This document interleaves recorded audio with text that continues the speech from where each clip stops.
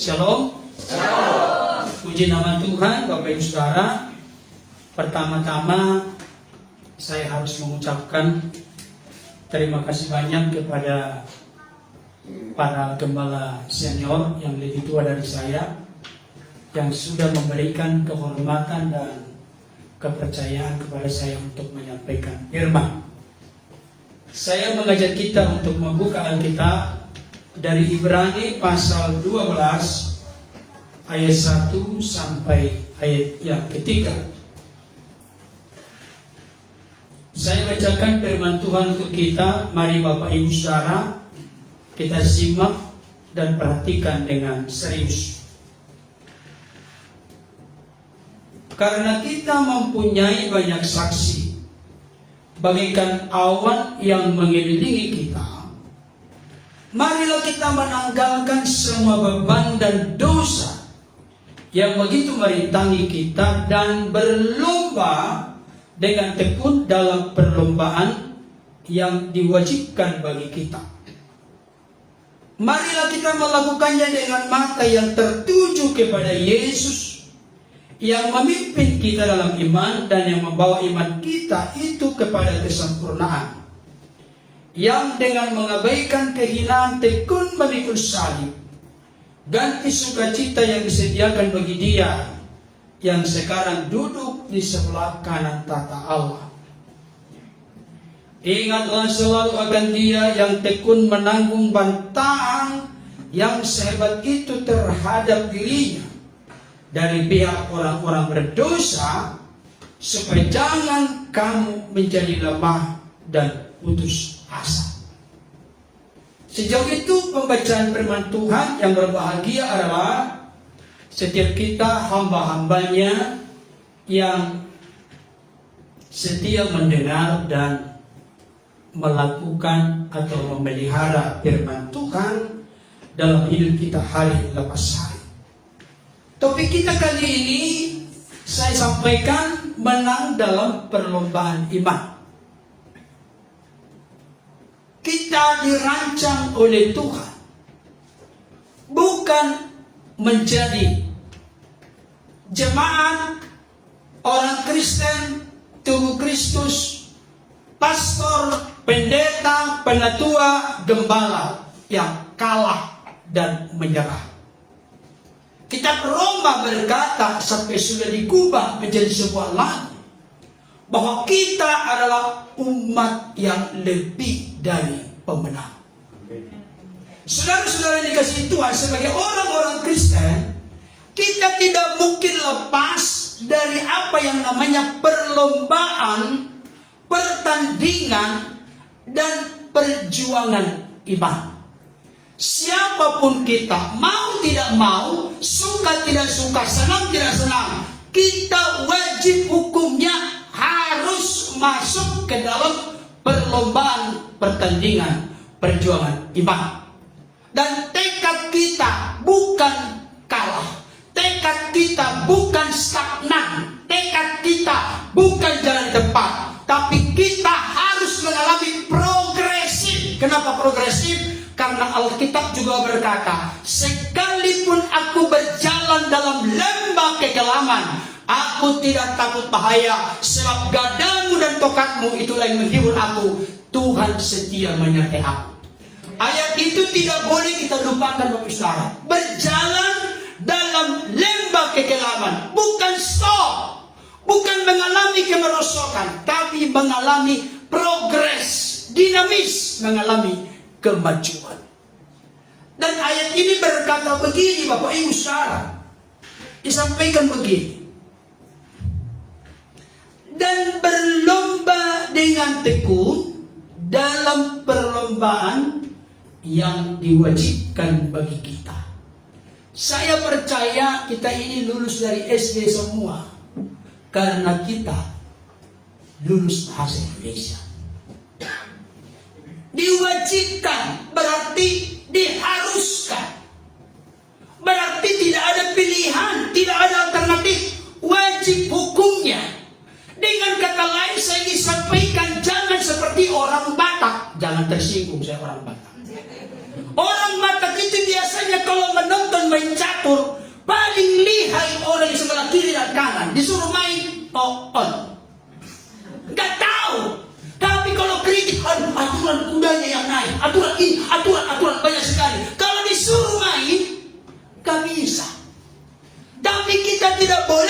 menjadi penonton, Bapak Ibu Saudara. Karena penonton tidak mungkin pemenang. Demikian juga dengan pemain bola, tidak mungkin orang yang di tribun itu akan menerima piala. Tapi siapa yang bertanding, siapa yang maju ke lapangan, siapa yang berjerilah dan berkeringat, mereka lah yang akan mendapatkan kemenangan, trofi dan hadiah. Saya mau ingatkan kepada kita, Bapak Ibu Saudara, jangan kita menjadi orang Kristen yang hanya menjadi penonton, tapi kita harus menjadi pemain. Ini serius, Bapak Ibu Saudara. Tetapi memang kita perlu menyadari, Bapak Ibu Saudara, ketika kita bertanding, ketika kita berlomba, ketika kita berjuang, memang bukan semudah membalik tangan. Tapi tolong dipegang teguh oleh setiap kita sebagai hamba-hamba Tuhan, sebagai gembala-gembala Tuhan, siapapun kita. Kita ditarget dan dirancang oleh Tuhan untuk memenangkan pertandingan perjuangan iman itu sendiri. Amin, Bapak Ibu Saudara. Jadi di sini dikatakan berlomba dengan tekun. Bahasa Yunani proskartereo. Proskartereo. Berlomba dengan tekun artinya ketekunan ini sesuatu yang terintegrasi, menyatu dalam diri kita, yang terus berjalan beriringan bersama-sama dengan kita. Tidak boleh sporadis, tidak boleh kadang-kadang. Kalau lagi suka, lagi mood, jalankan. Kalau tidak, ya stop. Tidak, Bapak Saudara. Tekun itu berarti continue, terus menerus, menjadi sesuatu yang tidak terpisahkan dari diri kita. Saya menemukan dalam Alkitab, siapa yang tekun, dia pasti mendapatkan balasan yang terbaik dari Tuhan. Amin, Bapak Ibu Saudara. Nah, sekarang seperti saya katakan tadi, kalau kita bertanding, berjuang, dan juga berlomba dalam perlombaan iman, kita seringkali sebagai hamba Tuhan, saya tidak tahu, jangan-jangan Bapak Ibu Saudara yang duduk di sini sudah mirip-mirip dengan malaikat, hanya sayapnya aja tidak ada. Saya sendiri sebagai gembala, sebagai hamba Tuhan, begitu banyak, begitu berat dan besar tantangan, pergumulan, masalah yang kita hadapi dalam realita kenyataan pelayanan kita masing-masing. Tidak semudah membalik tangan. 10 jemaat, hatinya 12. Gak tahu dari mana duanya ini. Bapak Ibu Saudara, bukan lagi begitu dari lingkungan, dari mana-mana, dari luar, dari dalam. Sama seperti Rasul Paulus, di darat masalah, di laut bermasalah, dari orang Yahudi bermasalah, non-Yahudi bermasalah. Tapi tetap dia tegar sampai akhir hayat. Saudara-saudara dikasih oleh Tuhan, saya mau sampaikan kepada kita, kita harus gigih, harus ulet. Dan syarat pertama jadi pemenang. Jangan menjadi penonton, tapi kita harus masuk menjadi pemain. Karena hanya pemain yang akan memenangkan pertempuran itu sendiri. Nah, ketika kita ini sudah mulai lelah, mulai lemah, saya kasih tahu Bapak Ibu Saudara, hati-hati kita lihat zaman ini. Bisa saja gembala, pendeta, pastor, penatua mengalami kekeringan, kegersangan, kesuaman, kemunduran rohani. Bisa saja kalau tidak waspada. Tapi kita harus ingat, janganlah pindahnya kerajinanmu kendor. Biarlah rohmu menyala-nyala dan layanilah Tuhan. Bapak Ibu Saudara tahu Pak, kita kira-kira kalau pengertian kendor, dari kita datang ke sini, ada yang bawa mobil, ada yang bawa sepeda motor. Saya yakin dari Pak John tidak akan maju sepeda motornya kalau longgar bautnya, karena berbahaya. Kencangkan dulu bautnya supaya motor itu bisa berlaju ke harapan indah. Demikian juga dengan kita. Makanya Yesus berkata kepada murid-murid, jangan pernah tinggalkan Yerusalem sebelum engkau menanti janji Bapa. Karena kalau mereka berjalan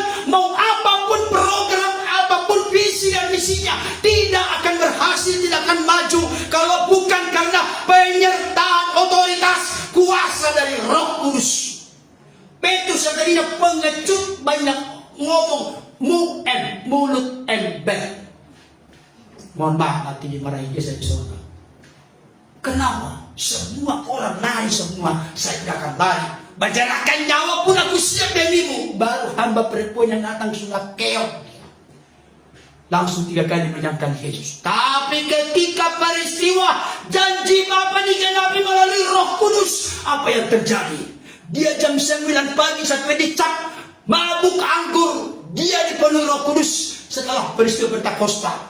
Bahkan mayoritas rasul kita membaca dalam sejarah, mereka mati salib. Hanya Yohanes yang di Pulau Patmos itu pun sudah sempat digoreng. Tapi karena tidak mati, dibuang ke Pulau Patmos. Mereka pikir langsung bisa menyetop rencana Tuhan. Ternyata justru di Pulau Patmos dapat pengungkapan yang dahsyat, yaitu kitab Wahyu. Saudaraku yang dikasihi oleh Tuhan, kalau begitu, bagi rekan-rekan, Bapak Ibu Saudara, kita sebagai hamba Tuhan yang barangkali dalam perlombaan imannya sudah mulai kendor, mulai ngos-ngosan. Aduh, gimana ini? Apalagi orang-orang yang melayani Tuhan ini seringkali berdiskusi dan berdebat dengan firman yang dia tahu. Contoh, bukankah engkau Tuhan yang berkata, doa orang benar bila dengan yakin didoakan besar kuasanya? Bukankah engkau Tuhan yang berkata, minta diberikan, cari menyambat, ketok pintu dibukakan? Tapi kok begini? Wah, mulai berdebat. Jangan-jangan Tuhan bohong. Jangan-jangan. Kenapa? Sudah berbulan, berminggu, bertahun berdoa, dan nyata itu saja. Tuhan Yesus tidak berubah, saya pun tidak berubah. Mulai berpikir, mulai kendor, mulai merosot, mulai terganggu, mulai ragu akan kuasa Tuhan.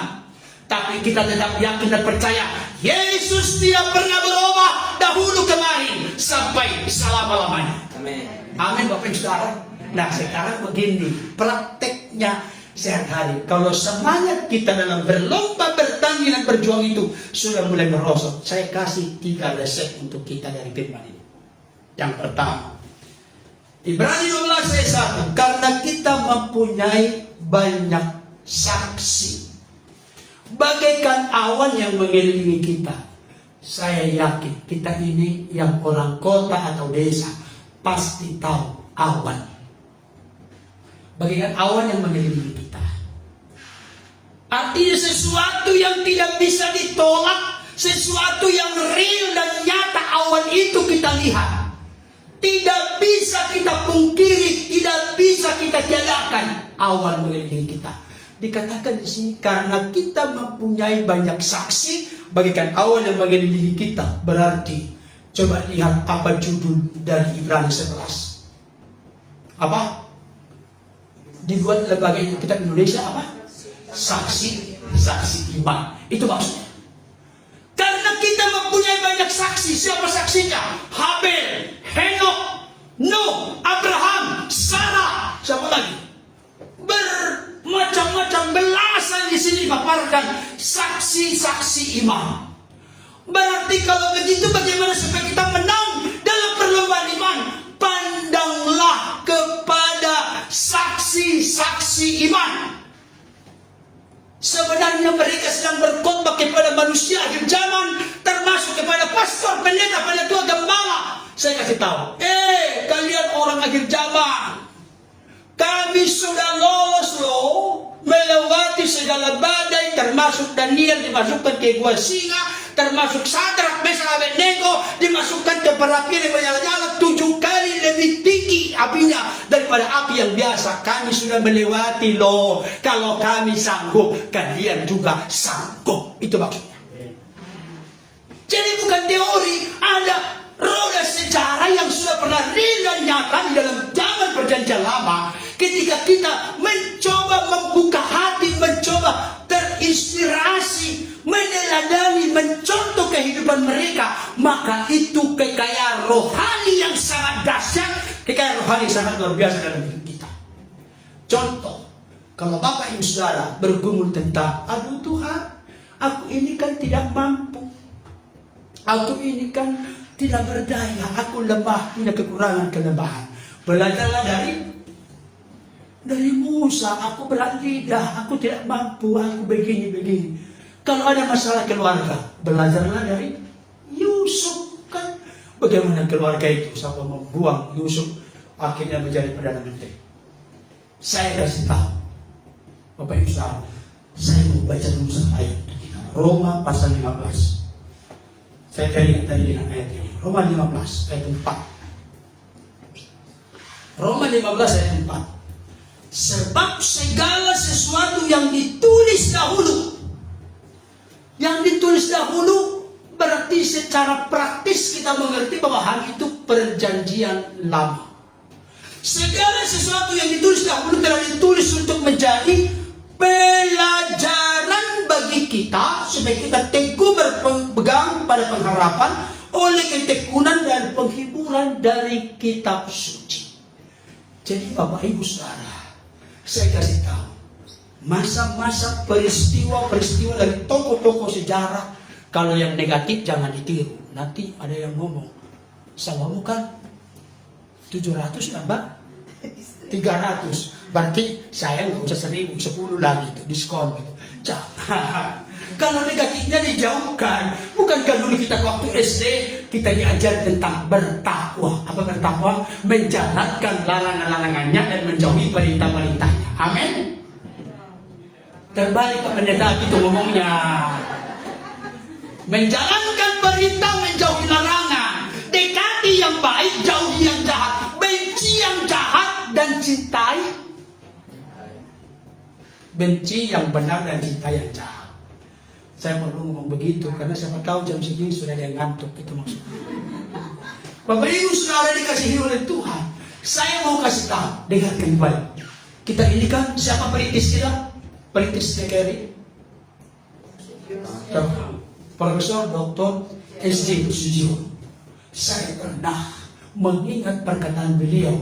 Lupa saya tempatnya di mana. Tapi beliau berkata begini. Siapa yang sudah berhenti belajar, berarti dia telah memulai start kebodohan. Ini perkataan seorang profesor. Saya ingat sampai sekarang. Siapa yang sudah berhenti belajar, gak punya lagi selera belajar, saya kasih tahu, beliau berkata, itu start permulaan dari pembodohan atau kebodohan. Artinya, beliau yang menegaskan kepada pendeta-pendeta, kepada hamba Tuhan evangelis daripada GKRI, supaya tetap memiliki roh kerendahan hati untuk terus belajar. Jangan sampai yang modal kita melayani sekarang itu adalah cerita seorang ibu. Sakeus kan? Sakeus kan pendek. Mohon maaf, bukan saya menyindir seseorang. Sakeus kan pendek badannya. Terus dia kan mau lihat Yesus. Terus dia nggak bisa. Badannya gemuk dan pendek lagi. Setelah itu dia akan berlari. Di sana dia ada pohon ara. Baru dia memanjat kan? Tidak boleh begitu mulai kita maju. Sakeus sebelum mengenal Yesus, bagaimana hidupnya? Sakeus ketika berjumpa dengan Yesus, bagaimana hidupnya? Sakeus setelah menerima Yesus, bagaimana hidupnya?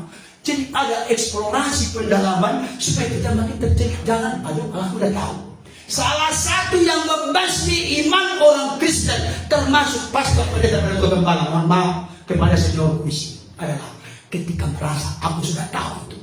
Coba dekati Alkitab ini. Waduh, Matius pasal 6. Wah, ketika kekhawatiran kan? Sudah tahu kan? Burung di udara, bunga batu di depan. Udah tahu sih semua. Canda dengan Allah. Juga lalu yang lewat tahu pas kemana? Tabanglah kau tahu. Masa batak. Sudah hafal semua. Nggak ada lagi kerendahan hati untuk coba Tuhan. Apa yang engkau ingin nyatakan kepada saya sebagai pembela jalan rohani yang sangat kaya sehingga saya bisa belajar mutiara kebenaran dari para tokoh-tokoh yang dipakai oleh Tuhan. Kalau mereka bisa lewat, maka saya bisa lewat. Saya kasih contoh praktis.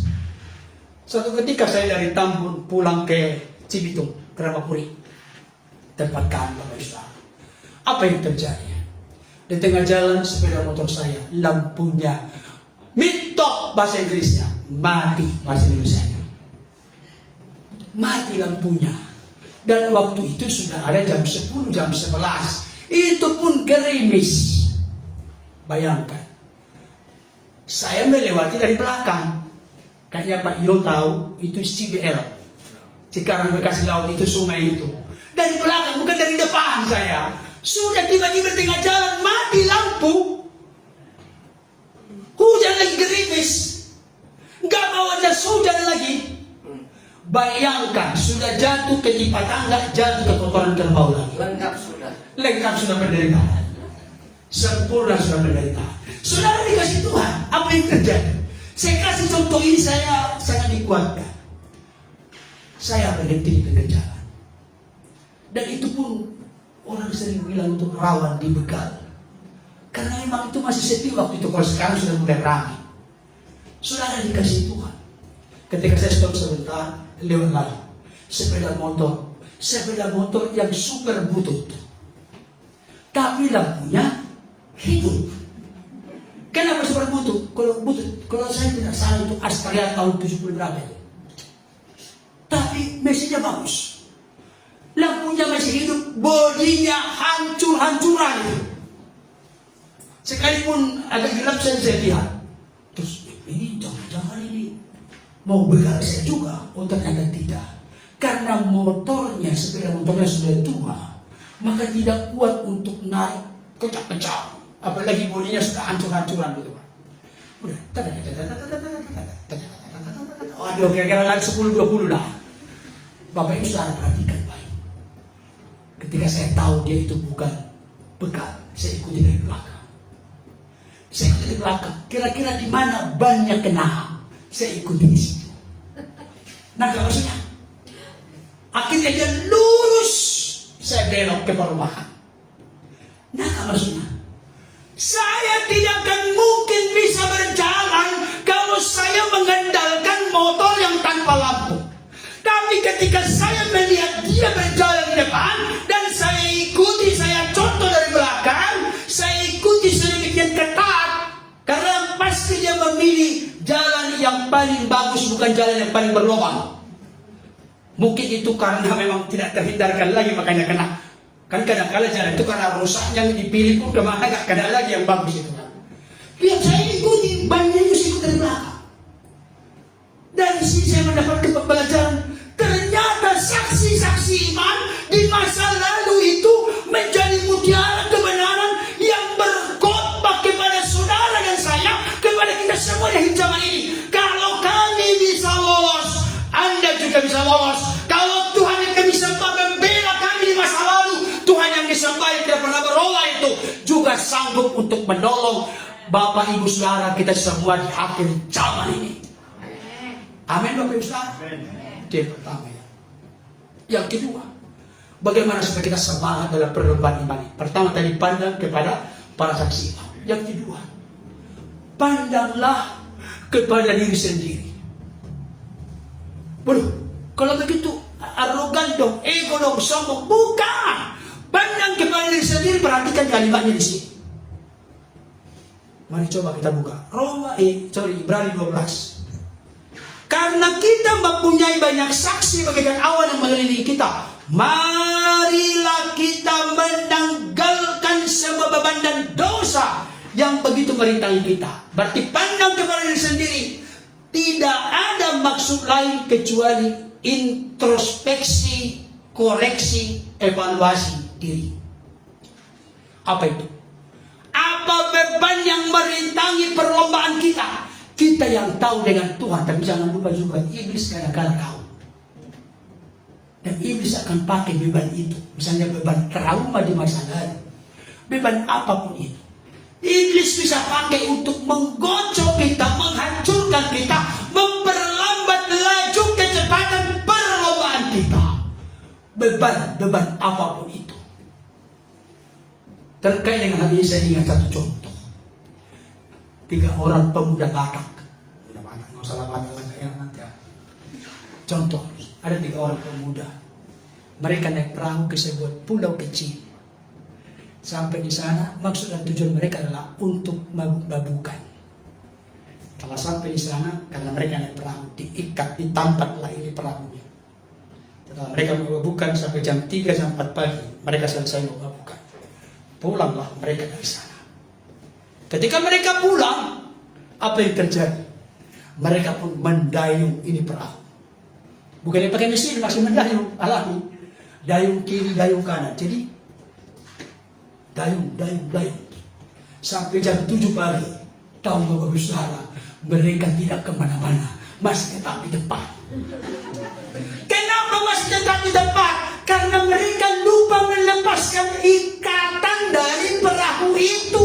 Banyak orang Kristen model begini, memang berjuang, ayo, suami istri ayo, yang anak-anak ayo pengerja ayo, semua ayo. Tapi ada ikatannya, lepaskan dulu ikatan itu, beban-beban itu, maka bisa melaju dengan kencang dalam tuntunan pimpinan Tuhan. Karena itu apapun yang mengikat, membelenggu, merintangi, menghalangi, beban-beban apapun saat ini, lepaskan dalam nama Yesus. Jangan biarkan itu menguasai kita. Dan ternyata yang merintang itu bukan hanya beban dan dosa. Di sini dikatakan menanggalkan. Menanggalkan ini saya kasih contoh lagi. Bapak Saudara punya toilet di rumah? Punya? Toilet yang bagus ini, jangan yang rusak. Kalau rusak itu disiram makin penuh airnya, dan yang kuning-kuning makin melebar kemana-mana. Toilet yang bagus maksud saya, menanggalkan ini penting. Ketika sudah selesai kita jongkok di sana, baru kita siram dengan air, masih muncul kan? Itulah maksudnya menanggalkan. Nah, apa maksudnya? Supaya lebih gampang kita mengerti. Menanggalkan artinya orang ini seringkali kan tomat, kumat lagi. Bahkan kumatnya lebih banyak daripada tomatnya. Yang masalah menanggalkan itu artinya melepaskan sesuatu yang kita benci dan kita tidak sukai lagi. Saya kasih tahu, sesuatu yang kita kasihi tidak mungkin kita lepaskan. Itu kalimatnya.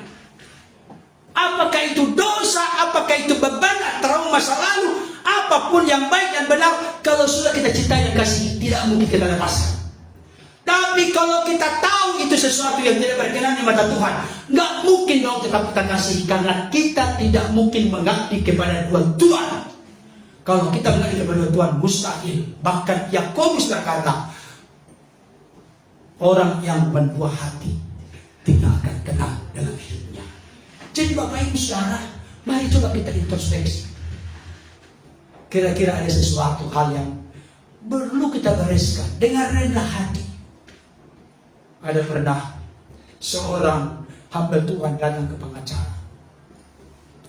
Dia contohkan bahwa kerendahan hati itu seperti air. Datanglah pengacara terkenal ini, maksud saya sebutkan namanya. Pengacara terkenal berkata begini, Pak Pendeta, saya protes. Protes bagaimana? Air itu yang ada di HI, bundaran HI kan, muncul naik ke atas kan. Apa bilang tadi kan lagi ke bawah. Dia cuma menulis yang berargumen. Langsung datanglah pendeta berkata, setelah sudah muncul naik ke atas, kemana lagi Pak? Ke bawah. Pendeta yang berkhidmat gak mungkin dikalahkan kan? Gak mungkin, artinya air selalu mencari tempat yang rendah. Jadi kalau hati kita rendahkan kepada Tuhan, maka air yang digambarkan dengan firman air hidup, air yang digambarkan dengan Roh Kudus akan melanda membanjiri hidup kita, sehingga kita mampu untuk berkata tidak kepada dosa dan ya kepada kehendak Allah. Yang ketiga, nanti saya dimarahi Pak Ketua MB. Yang ketiga, ini ingatlah selalu akan Dia di sini adalah Yesus yang tekun menanggung bantahan sehebat itu terhadap dirinya dari pihak orang-orang berdosa. Saya mau menyampaikan secara praktis saja. Yang pertama tadi pandang kepada para saksi baik. Yang kedua pandang kepada diri dalam konteks koreksi evaluasi diri. Orang yang merasa dirinya paling benar, di dalam dirinya tidak ada kebenaran. Itu firman Tuhan. Oleh karena itu kita ini rentan berdosa. Sebelum saya lanjutkan ke bagian ketiga, saya ingat lagi satu. Pernah saya berdoa begini, Tuhan ampunilah segala dosa kami, kekurangan, kelemahan kami. Ada yang saya doakan di sekeliling kami itu. Setelah saya berdoa, dia bilang begini, Pak Pendeta, aku tidak setuju dengan doa Pak Pendeta. Emang kenapa? Aku tidak ada dosanya. Malaikat sudah mirip dengan malaikat tanpa ada sayap. Saya ngomong ke dia, benar tidak berdosa? Saya tes. Benar. Yang benar. Benar. Saya langsung kutip ayat. Jika seorang tahu berbuat baik tapi dia tidak melakukannya, maka ia berdosa. Berarti dosa pasif. Dia tahu baik dan tidak lakukan berdosa. Ada yang kemungkinan berdosa. Oh iya benar juga, banyak yang hal yang baik yang dosa. Menyerah dia. Pendeta lawan lagi. Gak bakalan bisa. Ayat keluar ayat kan gitu kan. Tapi jangan hanya ayat keluar ayat. Ya kan. Jangan hanya ayat keluar ayat. Tapi kita benar-benar menghayati, menghidupi dan melakukan. Yang ketiga, pandanglah kepada Yesus. Ini yang terpenting dan terutama, karena ini menjadi pusat sentral dari iman kita. Pandanglah kepada Yesus. Apa yang kita pandang kepada Yesus? Waduh, secara holistik, secara menyeluruh, tentang belajar, tentang lemah lembut, tentang rendah hati. Kita dikatakan dalam 1 ayat 36. Barang siapa berkata ia ada di dalam dia, dalam Allah, ia wajib hidup sama seperti Kristus telah hidup.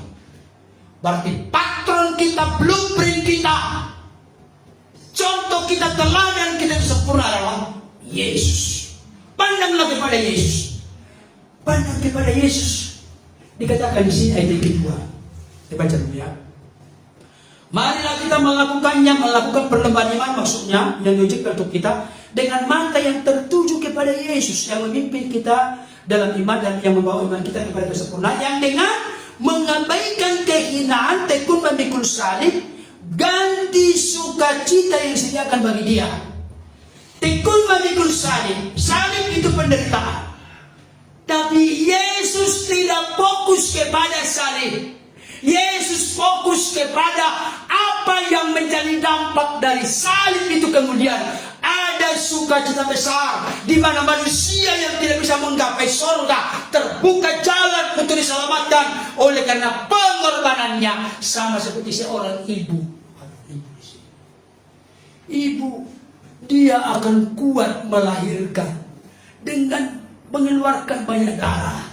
Ketika dia fokus nanti akan keluar si butet muncul, dia langsung bangkitnya. Dia siap menghadapi kesakitan proses bersalin karena dia tahu sebentar lagi akan ada buah cinta yang akan tidur di sampingnya. Kita seringkali kenapa kita kalah dalam perlombaan iman? Karena kita hanya sentral fokus kita kepada masalah itu, kepada kesulitan itu, kepada kesukaran itu, kepada pergumulan itu. Tetapi puji Tuhan, kita hamba-hamba dari sini, saya tak pernah menemukan dari kejadian satu orang. Jadilah kita bebek-bebek atau itik-itiknya Tuhan. Gak ada. Dan menerima kita. Kalau ada, tunjukkan ke saya berarti belum baca. Kita dikatakan, apa itu? Ku kan terbang tinggi. Apa? Wah, kita ini raja wali Tuhan. Kita ini bukan dikalahkan oleh tantangan, tapi kita mengalahkan tantangan. Sama seperti Yesus, dia datang mendekati murid-murid yang sedang menghadapi angin sakal, angin yang datang bertolak belakang dengan laju tujuan mereka. Yesus itu justru berjalan di atas air. Masalah itu membuat Yesus datang menemui murid-murid. Masalah yang terjadi justru membuat kita berjalan di atas masalah. Tinggal pertanyaan sekarang, kira-kira kalau kita renungkan dengan jujur diri kita ini, di antara tiga ini, saya mau sampaikan, ada lagu berkata, katakan sejujurnya. Orang Batak sambung, Daino. Itu orang Batak. Satu, berjalan di bawah masalah. Dua, berjalan bersama masalah. Tiga, berjalan di atas masalah. Siapa yang nomor satu? Berjalan di bawah masalah. Masalah adalah tuannya dan dia adalah hamba dari masalah itu. Saya kasih tahu, sakit sekali. Ada yang demikian? Kan katakan sejujurnya tadi kan? Kejujuran awal dari perubahan. Keterbukaan awal dari pemulihan. supaya kita dipulihkan. Tuhan jangan pura-pura, nggak enak sama Pak Pendeta, nanti dari mana kita nikah sama pendeta ini. Ya udahlah, jujurlah dalam hati kepada Tuhan saat ini. Ya kan? Berjalan di bawah masalah. Atau yang kedua, berjalan bersama masalah. Kalau kita berjalan bersama masalah, ngos-ngosan, langkah kita tidak akan efektif, efisien, optimal, maksimal. Tapi ketika berjalan di atas masalah, kalau kita berjalan di atas masalah, berarti kita sedang dalam koridor di mana kereta api sampai ke tujuan karena berjalan di atas rel kereta api. Kita juga akan sampai kepada tujuan yang Tuhan rancangkan dalam hidup kita. Sekalipun kelihatan berat, kelihatan sulit, kelihatan mustahil, tapi kita percaya tidak ada perkara yang mustahil bagi Tuhan. Tidak ada perkara yang mustahil bagi orang yang percaya kepada Tuhan. Beri tepuk tangan bagi Tuhan.